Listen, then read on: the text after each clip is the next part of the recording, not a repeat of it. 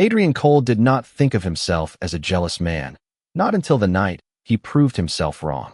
His car was easing past the restaurants on Belmont Street, Felix mentioning a scheduling conflict for the following week, when a lit window caught Adrian's eye and refused to let go. Inside, at a table near the glass, sat Naomi Price, laughing at a joke the man across from her had made. She was 26, black, sharp-eyed and steady in a way the household had come to depend on. A year earlier, Adrian's family had hired her to run the estate's daily business. The schedules, the correspondence, the household accounts Josephine no longer had time to manage alone. Adrian had never once seen Naomi laugh like that inside his own house. He noted the stranger's dark hair, his easy smile, a hand resting near hers on the table, not quite touching it, a bottle of wine already half finished. He noted the loose, unguarded set of Naomi's shoulders, nothing like the careful posture she carried through the estate's long hallways. Something moved through his chest that he had no polite name for. "Keep going," he told Felix. Felix, who had driven for the Cole family for over a decade, said nothing, though his silence felt louder than any comment would have. The car passed through the estate's gates a few minutes later, past the two men stationed there who logged every plate that came through after dark. It was a habit the family had kept since a rival crew tested those same gates years before Adrian ever ran the house himself. Adrian barely registered them tonight. By the time the car reached the front steps, he had built himself an explanation that had nothing to do with jealousy. He was protective of the people who worked for his family. Nothing more, he told himself, the way any man raised inside a house like his had been taught to be.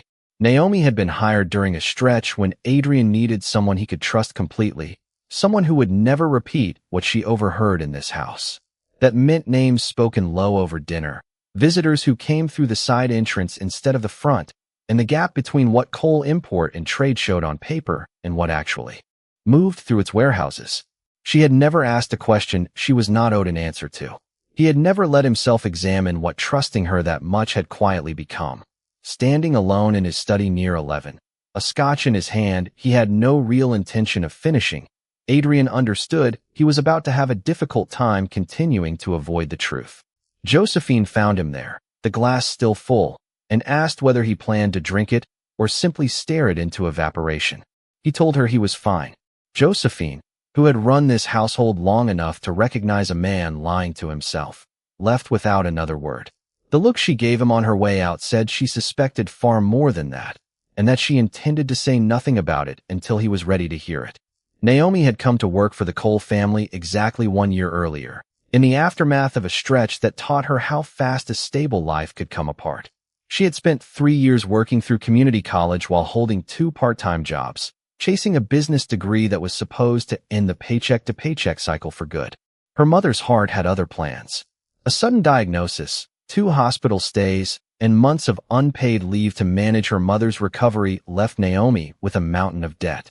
Her resume carried gaps that made every interview feel like an argument she was destined to lose. She withdrew from her final semester twice, close enough to finishing that the incomplete degree sat like a small, persistent ache she tried not to examine too often. She worked as a hostess, a delivery driver, and briefly a dental receptionist over the following 2 years, none of it steady enough to make real progress against what she owed.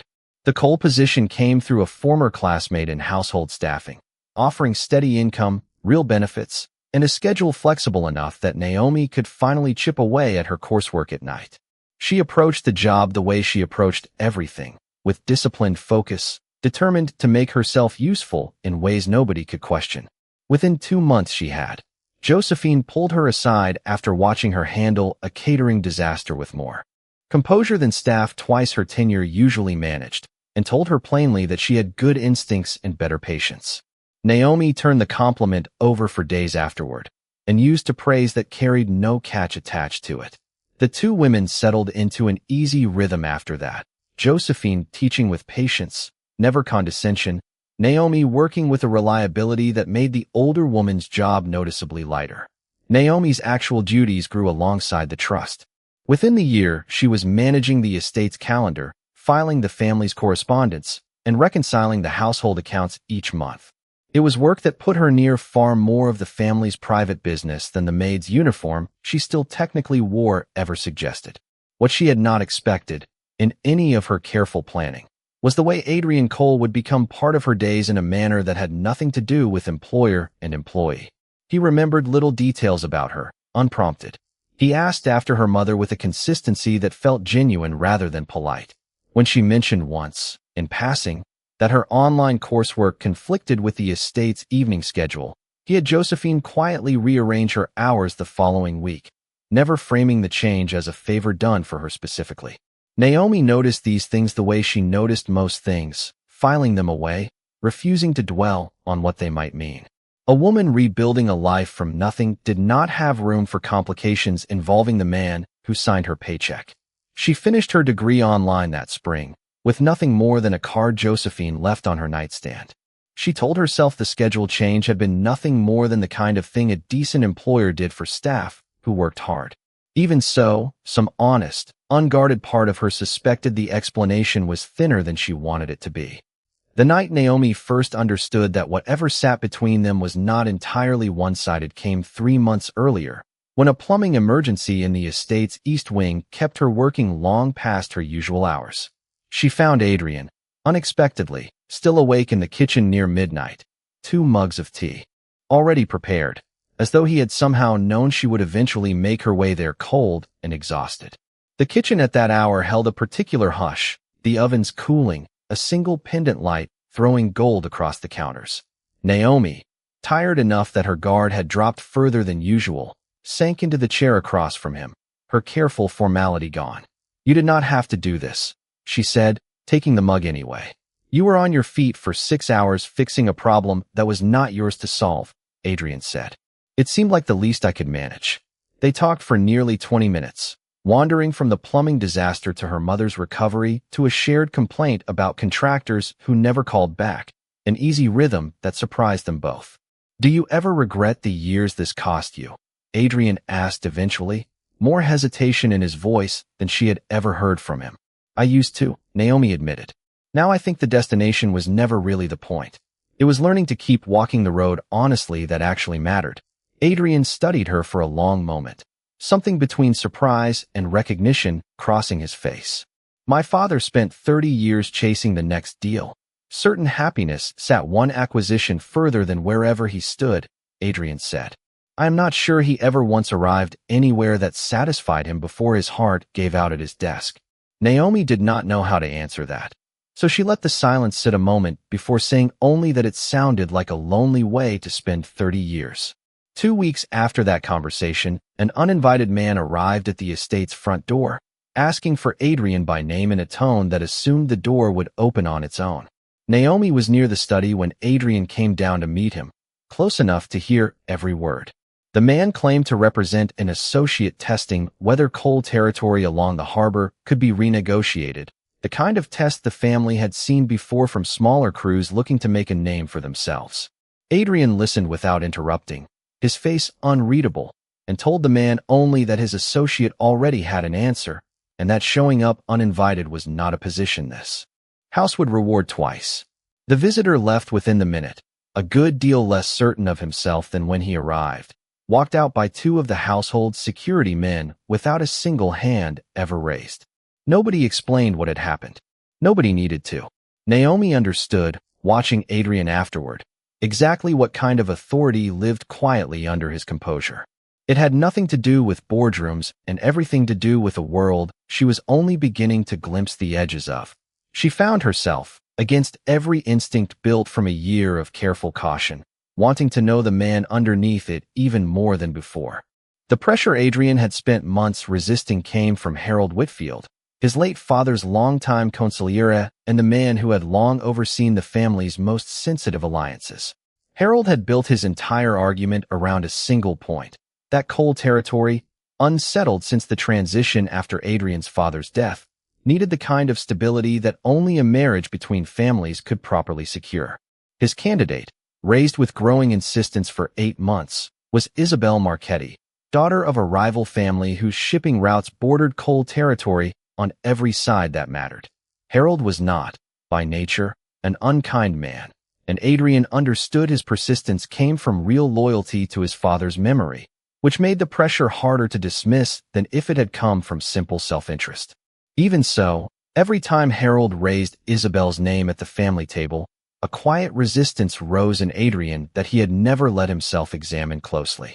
He cited timing, cited focus, cited anything that sounded reasonable enough to avoid naming the actual reason the proposal left him cold. Harold, sensing the deflections wearing thin, began scheduling formal dinners with the Marchetti family more often, each one an unmistakable escalation.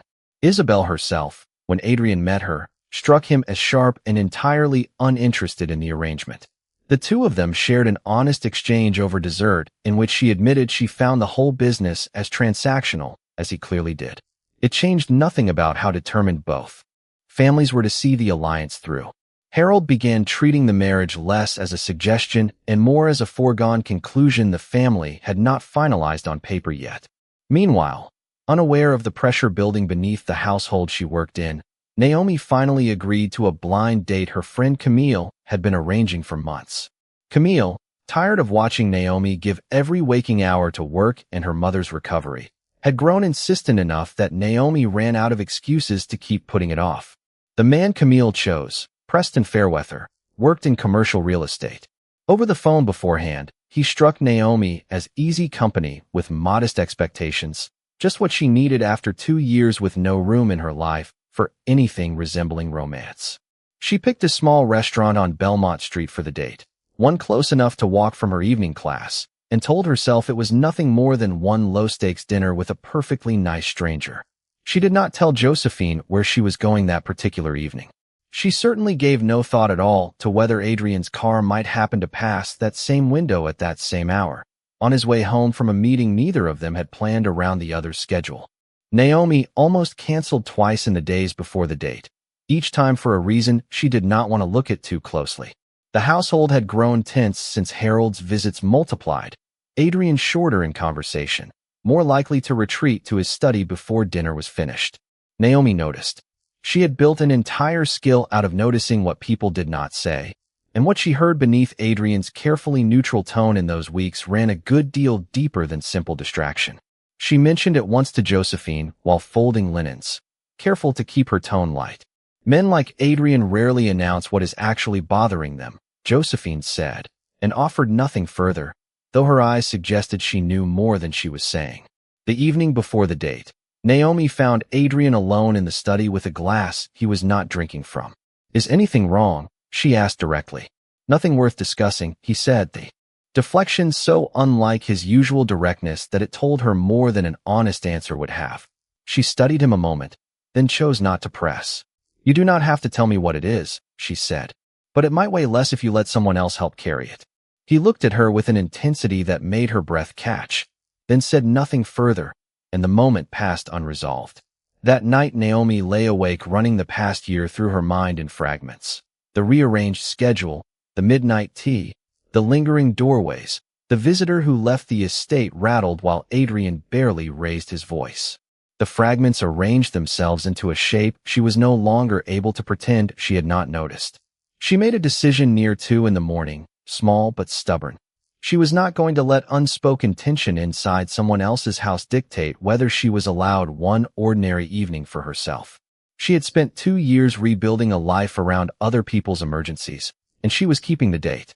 She dressed with more care than the occasion strictly required, caught herself in the mirror, and laughed at her own nerve. Whatever was happening in that house was not, she told herself, not quite believing it, actually about her.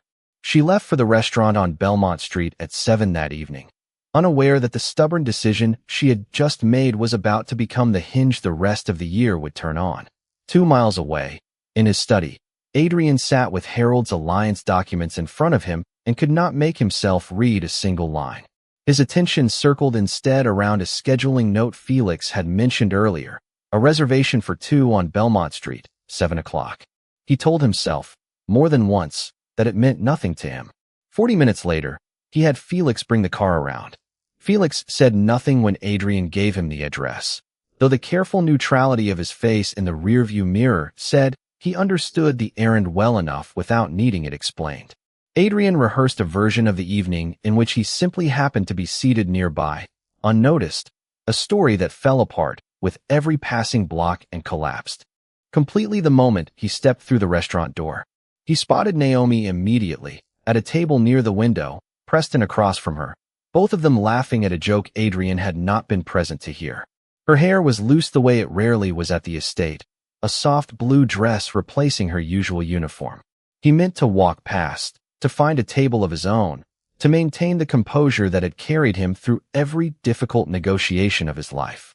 Instead, he stopped at their table, and Naomi's expression shifted from surprise to open confusion. "Mr. Cole," she said carefully, the formal address landing between them like a deliberate wall. "I did not realize you would be here tonight." "Business dinner," he said, the lie arriving flat even to his own ears. Preston offered a polite hand and an introduction Adrian barely registered. "Is this a regular thing now?" he asked, the question escaping him before he could stop it, an edge in his voice sharp enough that nearby tables glanced over. Naomi's confusion sharpened into open hurt. "I was not aware I needed to report my evening plans to my employer," she said. The word employer landed between them with deliberate weight, and Adrian understood, standing in the middle of a crowded restaurant, how completely he had just exposed himself. "I am not here for business," he said quietly, the composure finally cracking. "I saw you through that window 3 weeks ago, driving home, and I have not been able to think clearly about anything since." The table went silent. Preston looked between them, visibly recalculating the entire evening. Naomi said nothing at all, her jaw tight, her eyes fixed on Adrian with an expression he could not read and did not have the courage to keep studying.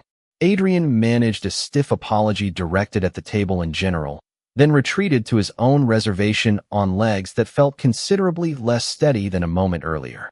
He was aware of Naomi's eyes following him, unable to make himself turn back around. He barely tasted whatever the waiter set in front of him. The restaurant's crowd had already returned to their own conversations, the way strangers do when a scene stops being interesting. But Adrian could not make himself do the same. His hands stayed flat on the table, unmoving, as if moving them might undo whatever composure he had left. A waiter refilled his water, unprompted, sensing correctly that conversation would not be welcome. Adrian replayed his own sentence twice in his head, hearing how bare it had sounded once it left him, wondering whether he had just handed Naomi a confession or a burden neither of them had asked for.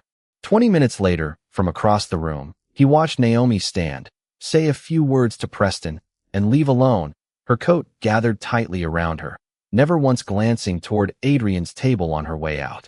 He did not follow her. He sat with that decision for the rest of the meal, understanding it was the only thing left he had any right to do that night. Felix drove him home in silence, the same silence from weeks earlier, though this time it felt considerably heavier, freighted with everything Adrian had just made impossible to take back. Naomi walked the 6 blocks to the bus stop instead of calling a car, needing the cold air and the time alone before she had to face anyone. She replayed the moment Adrian's voice had cracked on the word window until she could recite it word for word.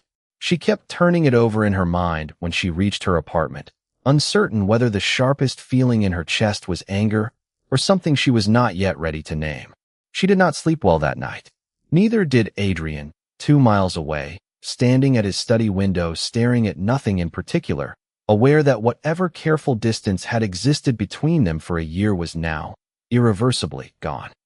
Adrian spent the 2 days after the restaurant in a state of quiet, furious self-recrimination that Josephine, watching from a wary distance, recognized as entirely unlike his usual reserve.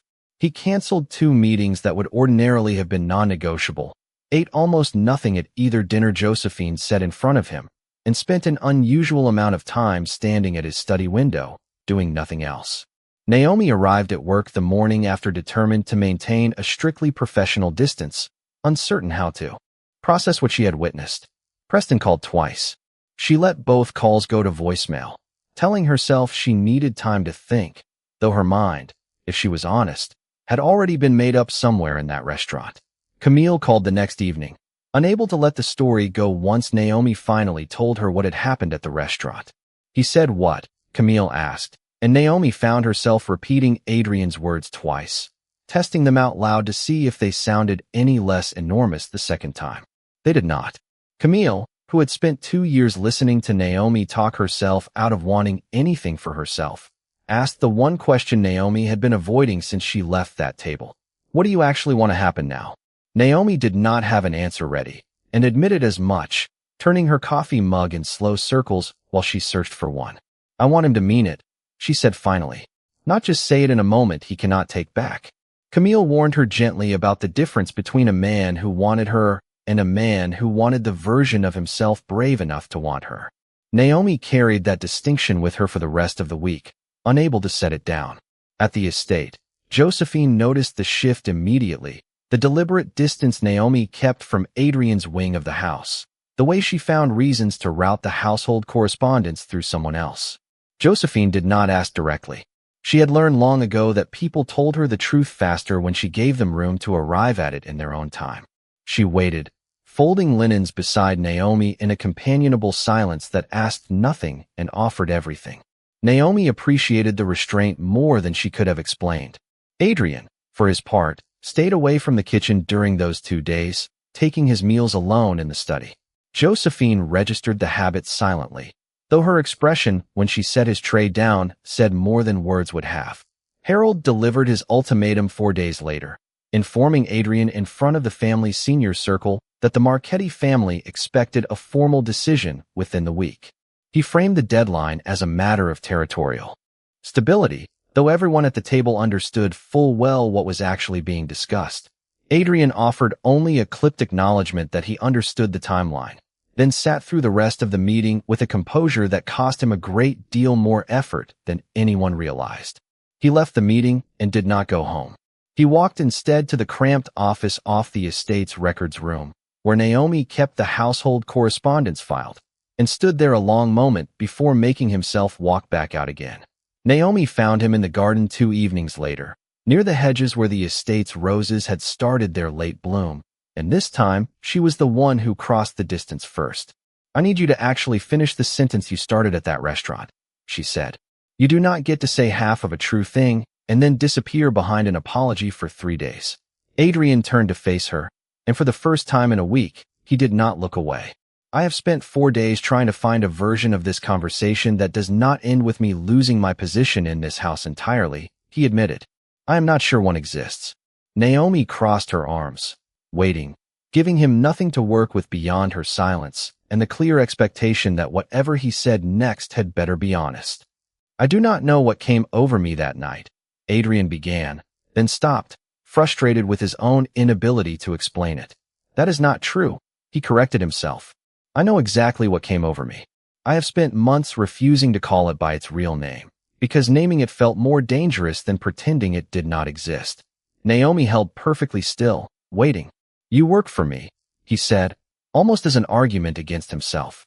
That should be reason enough to end this conversation right now. It is not your job to manage what I feel, and it is not fair of me to hand you that weight. Do not do that, Naomi said. Do not use my job to talk yourself out of finishing what you started at that restaurant in front of a man I barely knew. I am not fragile, and I am not confused about what I want to hear next. There is one more thing, Naomi said before he could speak again. If this becomes real, I need you to hear this part too. I have spent 2 years building a life that belongs to me, and only me, after watching my mother lose almost everything she had to circumstances she never chose. I am not interested in becoming someone's secret, or someone's exception, or a story the senior circle whispers about at dinners I am not invited to. Adrian absorbed that steadily, though his posture straightened, as though he had been waiting for this very challenge and was relieved it had finally arrived. You would never be a secret, he said. If I am doing this, I am doing it in front of Harold, in front of the senior circle, in front of anyone who has an opinion about it. I am done managing what other people are comfortable seeing. Naomi studied him, searching his face for the flicker of a man saying what the moment required rather than what he meant. She found none. There is also the matter of my job, she said. I will not build anything with you while I remain on your household's payroll. That is not a foundation. That is a liability for both of us. Adrian nodded slowly, his expression shifting into resolve rather than surprise, as though she had simply said aloud the thing he had already begun working toward on his own. I have already been thinking about that, he admitted, not as a way around the conversation. as a separate problem that needed solving regardless of how tonight went. Naomi allowed herself, for the first time since the restaurant, a flicker of hope, though she kept her voice level when she answered him. Adrian met her eyes directly. "I am supposed to finalize an alliance marriage within the week," he said. "Harold has made the deadline clear, and I have spent every day since that meeting understanding, with growing certainty, that I cannot go through with it. Not because of territory or timing, but because the entire reason I have been resisting it is you." Naomi felt her chest tighten, equal parts recognition and frustration. Before he could say anything further, she told him what she had found that week while filing Harold's correspondence. Letters addressed to the family's senior circle showed that barely half of them had actually signed off on the deadline Harold kept presenting as unanimous. "I was not looking for it," she said. "It was sitting in a stack I was asked to file. But you should know the pressure you have been living under is smaller than he has let you believe." Adrian went quiet, turning the information over, a steadiness returning to him that had been missing for weeks. "That changes what I can do with this," he said. "Then act on it," Naomi said, holding his gaze, "but only if the reason is actually me, and not just relief at having an excuse." "It is you," Adrian said simply. "I intend to prove it, starting with a conversation I should have had with Harold 4 days ago." That evening he called Harold and the family's senior circle together and rejected the Marchetti alliance formally. He informed Harold that Cole territory would find its stability through means that did not require marrying a woman he had met twice and felt nothing for. Harold argued at length, then accepted the decision with poor grace once he understood the deadline he had presented as unanimous had never actually held that weight.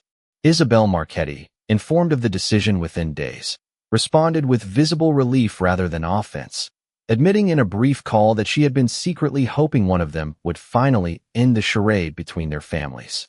The two sides settled instead on a narrower shipping agreement that satisfied Harold's appetite for stability and spared either of their children from marrying a near stranger.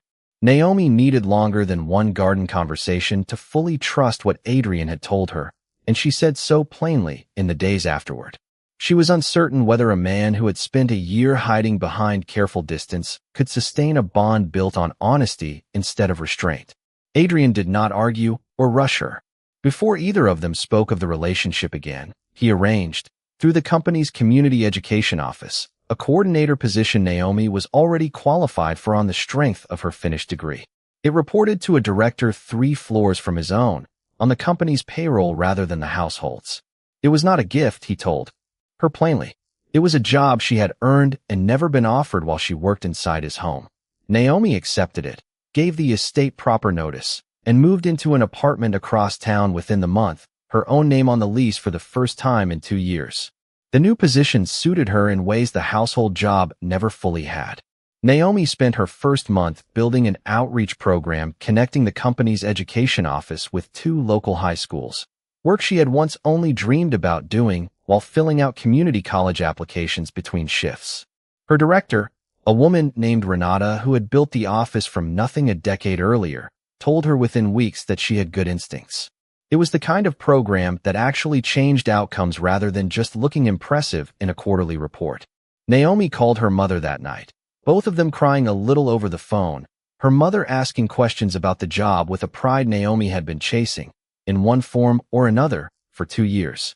Camille took her to dinner to celebrate, raising a glass and admitting she had never doubted Naomi would land somewhere worthy of her, even during the years it looked like the opposite. Adrian kept his distance during those weeks, sending nothing beyond an occasional message asking how the work was going, never suggesting he expected anything in return for the introduction. When he finally called to ask about dinner, he did it the way he would have asked any colleague, plainly, leaving her every opening to say no. Naomi noticed the deliberate restraint, and it told her more than a grand gesture would have. Harold, for his part, adjusted to the new arrangement with visible reluctance, though the narrower shipping agreement with the Marchetti family kept him occupied enough that he mostly stayed out of Adrian's personal decisions going forward. The senior circle, once certain of an alliance marriage, learned to accept that Cole territory's stability would rest on different foundations than the ones Harold had originally planned. Only after she had settled into the new role did Adrian ask her, formally, whether she would consider dinner with him as Anything other than employer and employee. Naomi said yes, on the condition that he never again show up uninvited to interrogate a date of hers in public. He accepted with the first real laugh she had heard from him in weeks, one hand raised as though taking an oath.